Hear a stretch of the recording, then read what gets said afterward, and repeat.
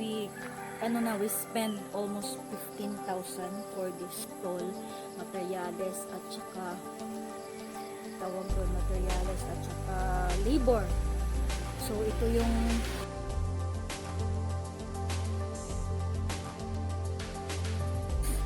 yun yung update ng ating pinagawang mini store mga kadangs, and hopefully na meron kayong nakuhang idea kung paano or magkano ang gastos sa paggawa ng maliit na tindahan mga kadangs, no? Kasi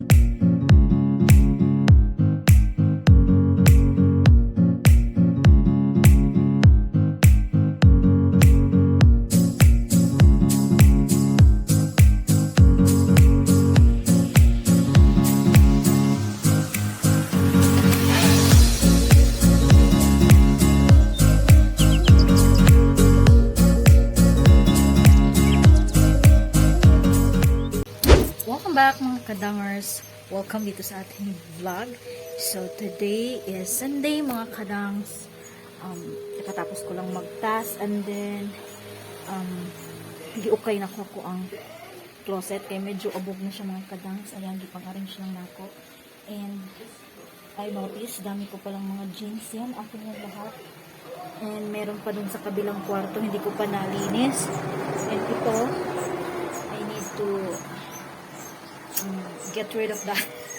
Also this one, mga jeans din. Kadami ko parang jeans mga kadangs. Yeah, printoy isip. That is why, ayan kawawang bata. Hindi kami nakatulog kagabi dahil sinampung na naman ng hubak. And yeah, so later mga kadangs, I will share to you kasi it's a big blessings kasi nakapag first sahod na tayo. So later mga kadangs, I will share to you kung saan napupunta yung sahod natin. Kita pa yun sa inyo mga kadangs. And of course, yeah, not to brag mga kadangs sa first sahod natin, but to inspire.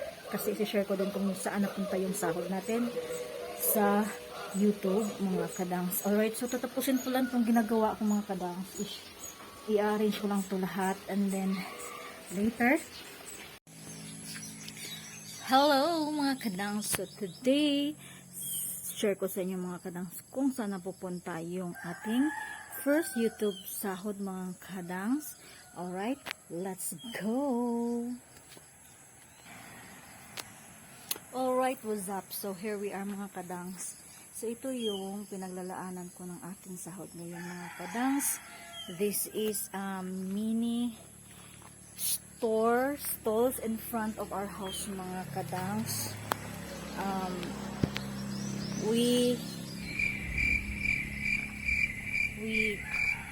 spend almost 15,000 for this stall, materials at saka tawag doon, materials at saka labor. So ito yung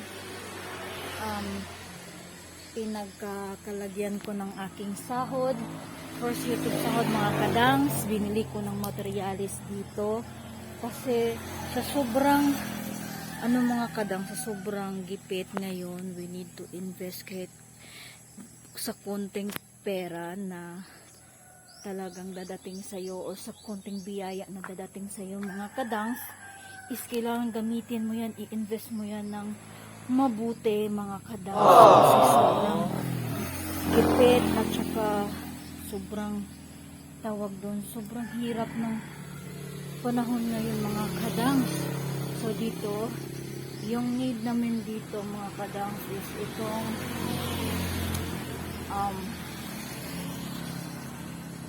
bubong, ayan, kasi na short kami sa materials kanina kaya hindi na kompleto ng panday. And yung dito mga kadangs, yung dito dingding, bumili na si Habi kanina ng pang dingding nito na plywood, and bukas tatapusin to ng aming labor mga kadang. So yun nga, 15,000 na to mahigit. And yeah, hindi rin pala biro na dito guys, paggawa ng kahit konting store kasi gagastos na talaga mga kadang. materyales at saka yung pangsahod mo sa mga laborers mo, yun mga kadangs. So yun lang mga kadangs, no. So I am going to make a separate video kung ano-ano yung mga nagastos namin dito. Is segregate ko yon para maintindihan yung mga kadangs kung bakit sa liit ng store na to is yun na yung nagastos namin. So hindi din para biro pag maggastos ka ng ganito mga kadangs, no. So abangan na lang sa gustong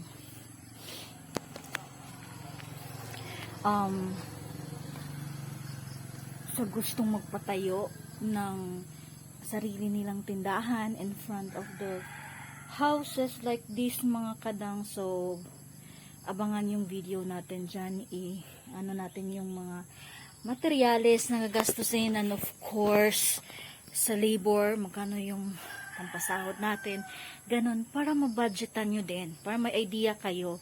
Kasi as I've said before or kanina, hindi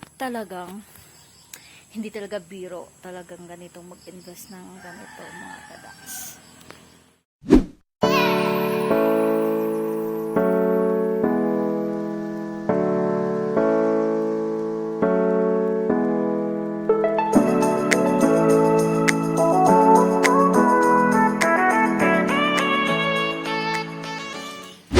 Hello mga kadang, so update ko lang kayo sa pinagawa nating tindahan mga kadang. Actually, pinahinto muna namin sa paggawa kasi naubusan kami ng materyales, and of course naubusan din kami ng budget sa pagbili ng materyales at sa pagpapasahod sa labor natin. So today is titingnan natin yung pinagawa nating tindahan dyan sa harapan mga kadang, kung ano na yung nangyari sa tindahan natin mga kadang sa pinagawa. Alright, let's go! So, ito na mga kadang yung pinagawa nating tindahan. Bali, ito dito is pertahan or door sa likod mga kadang. Bali, dyan yung harap ng tindahan natin. And syempre, kulang pa ng dingding dyan mga kadangs. And dito, tsaka lagyan pa natin to ng ceiling. And yan dyan, both side. And ito yung sa likuran mga kadangs, hindi pa na double wall. Need to buy also a plywood, parang ganyan mga kadangs. Ayan, and then itong door, need pa din yung trabahuin. Kailangan pang bumili ng ito, ng 2x2 mga kadangs, para malagyan dito sa ceiling natin to, para makabitan ng ito, plywood mga kadangs. And then dyan sa harapan, need pa natin yung tingnan mga kadangs kung ano yung gagawin natin pang sara dyan or pang takip pag mag-close tayo. And next mga kadangs is itong floor. So magde-decide pa ako kung anong gagawin ko dito sa flooring natin. And of course kailangan pa din itong i-finishing, itong hollow block. Ayan, need pa yan ng balas, sand and gravel, and then simento. And itong flooring ng mga kadangs, need pa din natin yung i-decide kung ano yung ilagay dyan. Kung wala tayong budget, baka muralo na lang muna or floor mat yung ating ilalagay dyan. Kasi mas gusto ko kasi na tile siya para malinis siyang tignan. And yeah, ito harapan, kailangan na din yung malinis dyan. Actually, yan na yung mga kulang.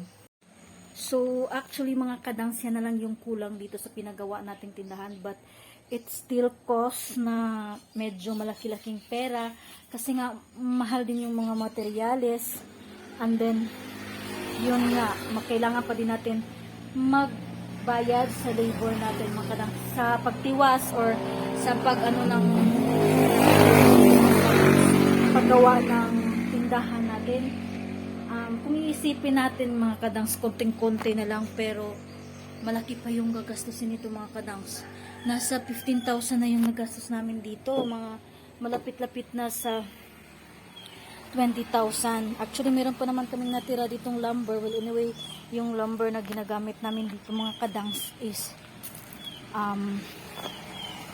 hindi naman magastos kasi kumuha lang kami doon ng puno ng niyog sa farm ng papa ni Habi. Tsaka pinaano lang yun namin mga kadangs, pinalaras, and then nagbayad lang kami sa yung sa taga-putol at sa taga-ano ng niyog mga kadangs. Bali nakagastos kami doon ng 1,595 sa pagpalaras doon sa niyog mga kadangs. So yun yung update ng ating pinagawang mini store mga kadangs, and hopefully na meron kayong nakuhang idea kung paano or magkano ang gastos sa paggawa ng maliit na tindahan mga kadangs, no? Kasi hindi din biro. Plus yung mga ano pa mga kadangs, yung pagtapos na yung tindahan, plus yung puhunan mo, yung mga ilalagay mo sa loob ng tindahan mo. Hirap magnegosyo, hirap din talaga pag wala kang source ng ano mga kadangs, ng pambili mo ng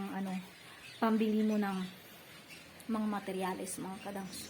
So you need na kailangan merong kang ipon talaga para dire-diretso yung paggawa mo ng tindahan, or dire-diretso talaga as in meron kang time frame para matapos yun.